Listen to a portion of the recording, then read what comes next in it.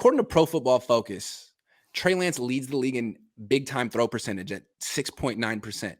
So what that means is like a difficult throw down the field into tight coverage. And apparently, that means he had 28 throws, about 7%. I think we're talking 2 throws. McLeod down the field and Jennings down the field. Anyway, so it's like, let's not go crazy. But still, apparently he leads the league. That's good, right? All these, like Mike Martz says he does nothing well. Apparently he does make big-time throws, which is something that Jimmy doesn't really do. He enables yak, which is good. But I like a quarterback who makes big-time throws. Do you think – how much stock do you put into this stat? A lot, because I think even last year, the limited time playing he had, there was a stat, was it Next Gen Stats or something?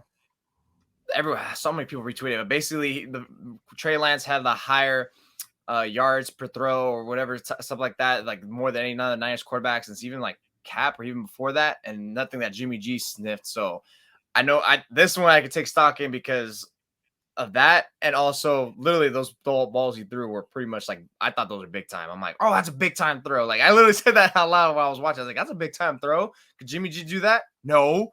So I like reading into those because that did mean something, and that's a little bit why it's you didn't want to think about try using these plays a little bit more, Kyle. I mean, like I thought typically when you hit that Ayuk play, I was in the presumption that coaches will highlight or circle that play and be like, we're gonna go back to that later or flip it or do something else.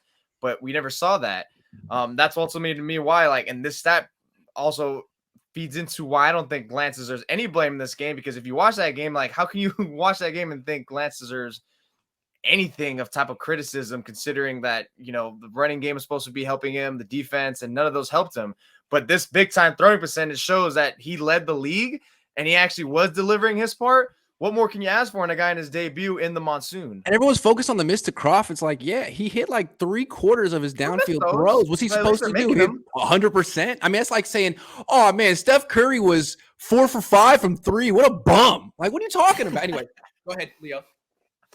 Yeah, it's huge because when you look at this 49ers offense in terms of the running game, it's going to be at the top of explosive runs in the NFL year over year. That's going to be a constant. What they haven't had is that big time throws from the passing game. So now you're able to expand this offense more, and that's the whole reason why Trey Lance is starting for this factor. So yeah, it's huge. Look at the weather conditions in that game. Look what he was dealing with in that game.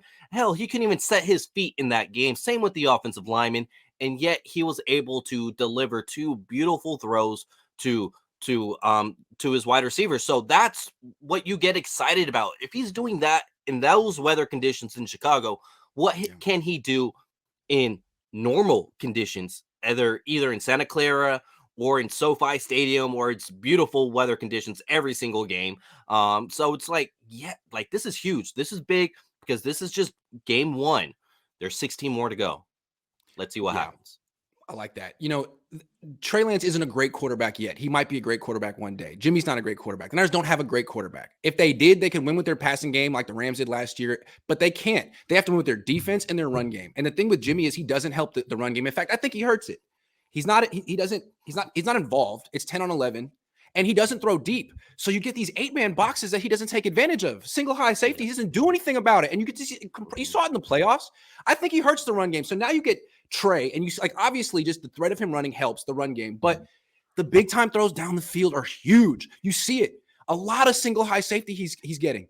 Third down, first, whatever. He's getting a lot of single high safety, and he's going to exploit this until they back off. And when they do, if you play too high against the Niners, they're going to kill you with the run game. So I think this is why Trey does make the offense better.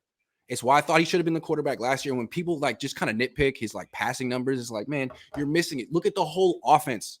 Look at the impact he has on the whole offense. It's the runs. It's the throws down the field. It's how he stretches out the whole field. I think this is a big deal. And I guess it's only 2 throws so far, 2 or 3. But did it without Danny Gray and George Kittle. He hasn't even played with Danny Gray. He's gonna see a lot of single high. He's gonna see a lot of quarterback spies. It's gonna be a long time before people are gonna damn, we gotta back off Trey Lance. We gotta play. It's gonna be a while. Like Patrick Mahomes gets that treatment. The Niners are a run first team, and everyone knows it. So Trey's got opportunities to go down the field, and I think Kyle's going to scheme him up. He's got good players. I think this could be a thing for the whole year. What? The incompletions help, because just as long as you're threatening, you're giving them that thought of mind. That's like, oh God, they're capable of doing that. I mean, they didn't complete it, but that doesn't mean they won't go back or they're not capable of doing it again. And I don't understand why Kyle would be calling like 4, 5, 6 yard passes for Trey, man. Like, he can run for that. He could scramble for 9. Like, stretch the defense and if he needs to check it down, his check down is him scrambling. He doesn't need to be throwing these Jimmy G passes right now. It's not really his game. It's a whole new offense with a whole new quarterback. That's all I'm saying. And also he was under 50% crowd. Okay, how many quarterbacks make those downfield throws? That's true. Now, if he was under 50% and made no big time throws, then yeah, sure, you could have, twisted whatever narrative you wanted. But he was under. He was 8 of 14 through the first 3 quarters though before the monsoon hit. He was 8 of 14. Yes. Yeah. Yes. With drops. Yes. At least 2. Yeah. So and again, I don't think Mike Martz watched the game. Like, no, I don't think so either. You live in San Diego with Mike Martz. Would you go over and be like, respectfully, Mike? Come on, let's watch the game. Let's watch the game film together. Go interview him, Leo. I would probably hold his head and be like, here, watch it. I just feel like Mike Martz would be I just want to say that Coach. Mike Martz seems like he'd be a lot of fun to hang out with. I feel like he would talk hella shit, and I feel like that'd be hella funny. He would talk hella shit. That'd be so much fun. I'm just saying. Todd Harrison's buckets of water. Sorry. I was going to say, I know it was on local TV, so he had an opportunity to watch it. People are mad at him too. I just think it's funny and sad. I'm not mad at him. Like, he has to maybe he's right, maybe he's wrong. He was so dismissive. I would not want to film myself and put that out in the world like that, but that's on him. No. Hilarious. Todd Harris says buckets of water, you dip the ball in everyone's hands, including receiver gloves before every play. Yeah, if you want to conserve water, that's a good way to do it. Or you could just have all the people, with water bottles, just spray it on their hands and the ball. But that would probably waste water, which is I'm not in favor of that. Not me. I let my lawn die on purpose, not because I'm a bad lawn care owner, just because your lawn is green as hell. Scott, no, it's terrible now. Scott says the Niners are looking to redeem themselves this Trey breakout game. Niners are 4-1 in week 2 under Kyle. I think Kyle gets their attention with the loss in week 1, and then they come out. Do you have a life-size picture of the defense doing what they did last week 2 weeks in a row? I don't. No. I don't. I think Gino's going to have a bad time. Big Tone 707 says Steph Curry is Steph Curry, though. Only person who wins in the Bay Area and saves failed 49ers experiences. He is. I'm just saying people are really upset about like Trey not being able to hit like the mid-range jumper right now. He's hitting threes. You haven't seen the quarterback shooting threes in a while, to mix my metaphors, but that's what's happening. Why do you not want that? I want it. Like, so Jimmy and his mid-range jumpers, like, great. Sweet. Niners daddy says, is it going to rain on Sunday? I can't take it again. It does seem like it's going to rain on Sunday, which is quite funny. Frederick Peterson says, do other quarterbacks get judged the same? Burrow example.